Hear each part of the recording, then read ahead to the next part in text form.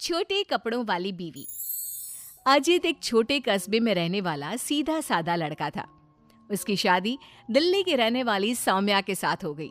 सौम्या बहुत ही फैशनेबल लड़की थी। अजित की नौकरी छोटे कस्बे में होने के कारण सौम्या भी अजित के साथ छोटे शहर में रहने के लिए आ गई। सौम्या, तुम्हारा ड्रेस कुछ ज्यादा छोटा है, इसे पहनकर यहाँ बाहर मत निकलना। अरे, तुम्हें पता नहीं, मैं दिल्ली की मॉडल लड़की हूँ और मैं तो हमेशा ऐसे ही कपड़े पहनती हूँ। तुम्हारी बात सही है सौम्या, लेकिन इस शहर के माहौल के हिसाब से कपड़े कुछ ज्यादा ही छोटे हैं। ओहो, मुझे नहीं पता था कि तुम्हें मेरे कपड़ों से इतनी प्रॉब्लम है। सौम्या, मुझे तुम्हारे कपड़ों से कोई परेशानी नहीं है, लेकिन अगर तुम ऐसे बाहर जाओगी तो लोग तुम्हें अजीब ढंग से देखेंगे। अच्छा ठीक है, अब तुम ऑफिस जाओ, तुम्हारा ऑफिस जाने का वक्त हो गया है। अजित को लगता है कि शायद सौम्या ने उसकी बात मान ली है। वो ऑफिस चला जाता है। थोड़ी देर बाद सौम्या अपना शॉर्ट ड्रेस पहनकर घर से बाहर सब्जी लेने के लिए जाती है।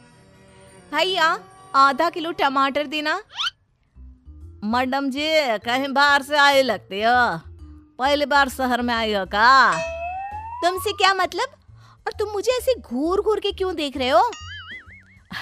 अरे नहीं नहीं, ऐसी कोई बात नहीं है, बस आपके कपड़ों को देखकर लग नहीं रहा कि आप शहर की रहने वाली हैं। तुम अपने काम से काम रखो, मैं चाहे कुछ भी पहनूं, तुम्हें उससे क्या? सौम्या सब्जी लेकर अपने घर चली जाती है। शाम को अजित घर वापस आता है। सौम्या, कल मम्मी पापा आ रहे हैं। देखो, तुम ना उनके सामने साड़ी पहन कर रहना, वरना मम्मी बुरा मान जाएंगी। अरे यार, तुम भी ना जब देखो तब मेरे कपड़ों को लेकर परेशान रहते हो। अरे बस 2 दिन की तो बात है सौम्या, उसके बाद तो मम्मी पापा वापस घर चले जाएंगे। अच्छा ठीक है ठीक है। अगले दिन अजित ऑफिस चला जाता है और पीछे से सौम्या के सास ससुर घर पर आते हैं। लेकिन अजित के घर पर ना होने की वजह से सौम्या ने साड़ी नहीं पहनी थी और वही छोटे कपड़ों में वो अपनी सास के सामने आ जाती है। नमस्ते मम्मी जी, पापा जी, कैसे हैं आप?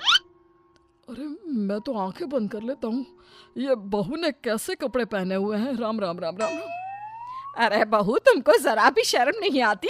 अपने सास ससुर के सामने इतना छोटा ड्रेस पहनकर घूम रही हो। क्या अजित ने तुमको बताया नहीं कि हम लोग तुमसे मिलने आ रहे हैं? बताया तो था, लेकिन वो क्या है ना मम्मी जी, पापा जी, मुझे तो ऐसे ही कपड़े पहनने की आदत है। जरा मेरे साथ चल, मैं तुझे सिखाती हूँ कैसे कपड़े पहनते हैं। सौम्या की सास सौम्या का हाथ पकड़कर उसे कमरे में ले जाती है और उसकी शॉर्ट ड्रेस के ऊपर जबरदस्ती साड़ी पहना देती है। साड़ी पहनने के बाद सौम्या जैसे ही घर का काम करना शुरू करती है, बार बार जमीन पर गिर पड़ती है। हे भगवान, ये क्या मुसीबत है? ये 5 मीटर की साड़ी पहनकर काम करना मेरे लिए तो बहुत मुश्किल है। क्यों बहू, अब पता चला ना कैसे कपड़े पहनने चाहिए? तो मम्मी जी, आपके कहने का मतलब है कि आप लोगों के सामने मुझे साड़ी पहननी चाहिए? हाँ बहू, तुम्हारी सास के कहने का यही मतलब है। अब आगे से ध्यान रखना। शाम को जब अजीत ऑफिस से लौट कर आता है तो सौम्या को साड़ी में बेहाल देखकर उसे बहुत हंसी आती है। लेकिन अगली सुबह जब सौम्या सोकर उठती है तो उसके कपड़े देखकर अजीत और उसके माँ बाप का सर घूमने लगता है। अरे सौम्या, तुमने ये क्या पहना है? आपकी मम्मी ने साड़ी पहनने के लिए कहा था तो मैंने साड़ी पहन ली। लेकिन सौम्या, तुम्हारी साड़ी तो घुटनों तक ऊंची है, जैसे ये साड़ी ना हो कोई मिनी स्कर्ट हो। वो क्या है ना बेबी, तुम्हारी मम्मी ने मुझे सिर्फ साड़ी पहनने के लिए कहा था, उसकी लंबाई नहीं बताई थी। हे भगवान, ये कैसी बहू पल्ले पड़ी है? अरे ये क्या अजूबा बनकर घूम रही है? लगता है मुझे फिर से आंखें बंद करके ही रहना पड़ेगा। अरे पापा जी, आप एक बार आंखें बंद कर ही लीजिए, बार बार डायलॉग मारते रहते हैं। ये तुमने क्या हुलिया बना लिया है सौम्या? अजीत के मम्मी और पापा अपनी बहू की हरकतों से परेशान होकर वापस चले जाते हैं।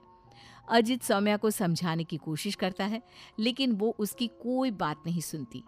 एक दिन सौम्या कुछ ज्यादा ही फैशनेबल कपड़े पहनकर घर से बाहर निकलती है। उस छोटे से कस्बे के लोगों ने उस तरह के कपड़े कभी देखे ही नहीं थे। अरे बहन, क्या बात है, तुम्हारे पास पहनने को कपड़े नहीं का? लगता है बहुत गरीब हो। चलो मेरे साथ, मैं तुम्हें अपनी पुरानी साड़ी दे दूंगी। हाँ, पागल हो गई है क्या? ये आजकल का फैशन है, फैशन।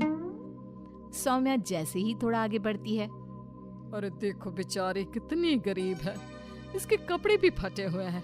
लो ये 10 रुपए रख लो। हाँ कोई बात नहीं। अरे मैं कोई भिखारी थोड़ी ना हूँ। कितने अजीब लोग हैं यहाँ के, इनको फैशन का मतलब भी नहीं पता। थोड़ा आगे जाने के बाद कुछ बच्चे सौम्या को देखकर जोर जोर से हंसने लगते हैं। अब तुम लोगों को क्या प्रॉब्लम है? क्यों हंस रहे हो ऐसे? आंटी, आंटी आप बहुरूपिया है ना? हाँ? बहुरूपिया क्या होता है?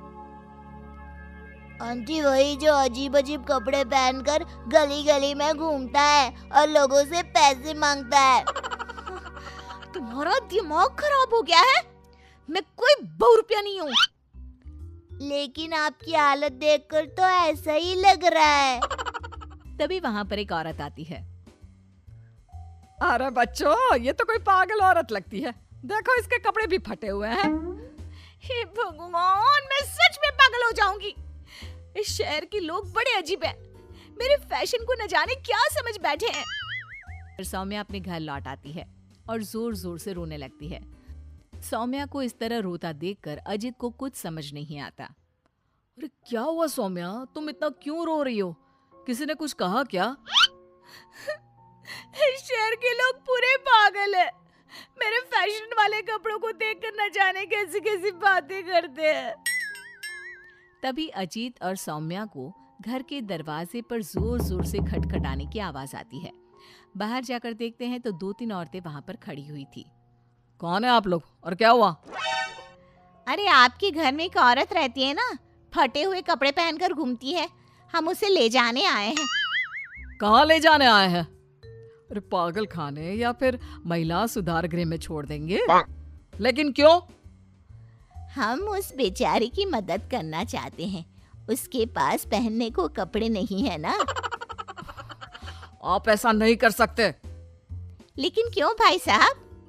क्योंकि वो कोई पागल औरत नहीं, मेरी छोटे कपड़ों वाली बीवी है और उसका दिमाग बिल्कुल ठीक है, बस कपड़े थोड़े कम है।